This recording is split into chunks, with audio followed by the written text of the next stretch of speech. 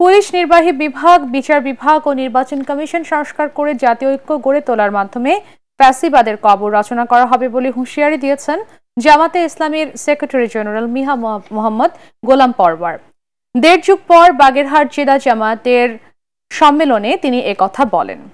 শহরের খান জাহান আলী আলিম মাদ্রাসা মাঠে নতুন জেলা আমিরের শপথ ও দলীয় সদস্য সম্মেলনে তিনি আরো বলেন, আমলাদের মধ্যে ৭.৫ লাখ ফ্যাসিবাদের দোসর রয়েছে।